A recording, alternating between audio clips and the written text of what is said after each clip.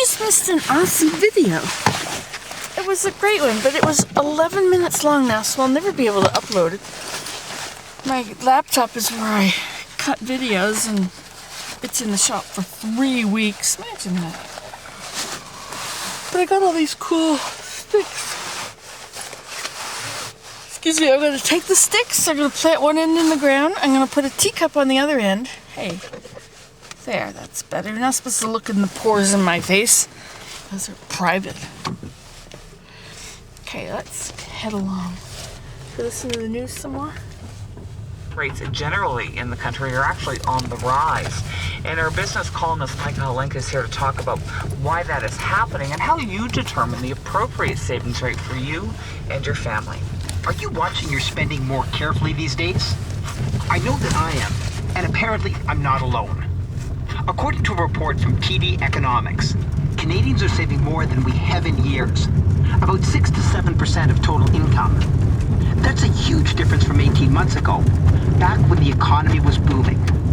At that time, we were socking away a grand total of 1 cent out of every dollar we earned, the lowest savings rates on record. The high savings rates were seen in the early 1980s, when Canadians almost incredibly were saving about 20% of what we earned.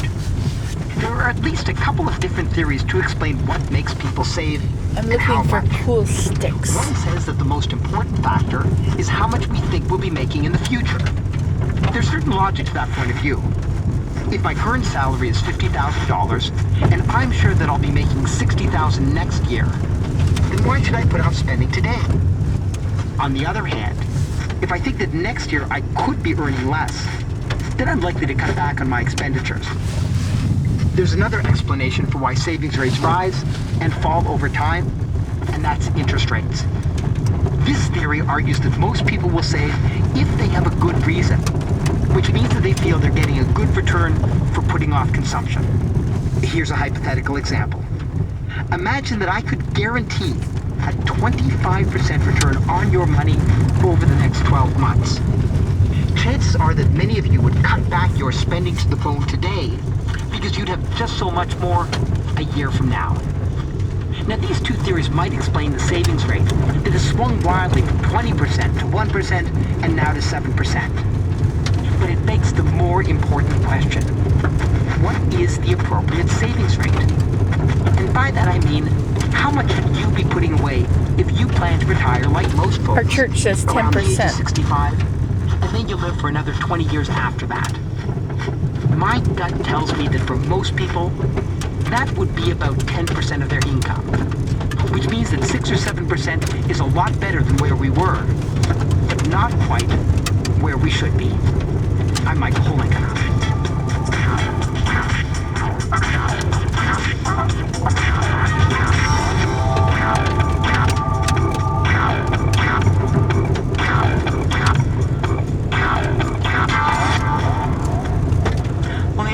Program, we heard about a dispute over who owns the road in Gatineau Park, cyclists or drivers.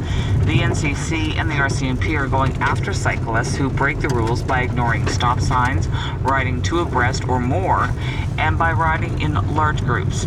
Our guest was Matt Search, a longtime cyclist who's particularly upset about the crackdown on riding two abreast. He says it's actually a safer way to ride. Safer in the sense that when you're double file, cars have to actually pass you when it's safe to pass. When you're single file, they have to pass. Well, they pass. We heard whenever this they want, yesterday. really. And a lot of the time that means that they're passing closely, right, while there's other cars oncoming. So when you ride double file, they actually have to wait until there's actually room. Then listeners responded, and boy, did they respond. And here's Hallie Cottenham to help me out with some of the many letters and calls that we got. Good morning, Hallie. Good morning, Kathleen. Well, we received this letter from Etienne Graal, who says he agrees with Matt Search in his assertion that cars will pay less attention to a lone biker. Etienne writes, "The Gatineau Parkway is one of the very few roads in the entire region with a decent surface and no traffic other than recreational. I have a hard time understanding why the NCC has not instituted more restrictions to general traffic. For example, individual car entries until a certain time in the morning, say 8 or 9 o'clock, after which you could only exit. Strict enforcement of general traffic laws in the Gatineau sound like a very short-sighted approach, and in my mind, in contradiction with the declared conservation purposes of the park. And Hallie, take a listen to this phone call from Les Humphreys in Elmont. I think there's more to it than just the fact that some people go out training. That's a It's the fisher. fact that when you're passing other cyclists, motorists complain that you're riding abreast. And that way it's impossible to enforce a single file rule because it just doesn't make any sense, especially on those steep hills. Now, passing on those hills is a big part of the problem. We heard that from our listeners. But Jenny Walk takes a look at them from the motorist's perspective, and she writes, I don't feel this practice is safer for drivers. I live on Chemin de la Montagne in Chelsea, a very popular road for cyclists. But the single lane road is almost entirely made up of curves and hills, as are most roads adjacent to or inside the park. It can take a very long time to find an opportunity to pass a group of cyclists safely. I'm a patient person, but I'm certain this practice encourages road rage as cars are forced to wait and wait for a safe moment to pass. And Hallie, Derek Belinsky of Orleans took a moment to play devil's advocate on this part of the argument. And he writes, I'm a cyclist, and I did not agree with your guest's reasoning for side-by-side riding.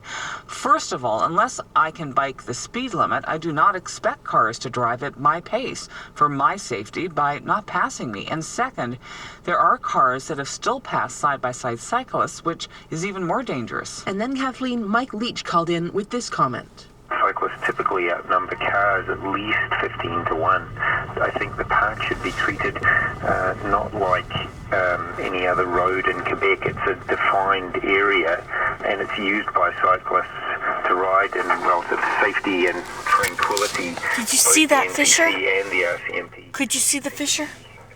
They're long, skinny. They look like a marten or a weasel, but they're brownish black. Anyway, that was cool. I hope it's on here. I'll turn this off now. Bye. This is strictly a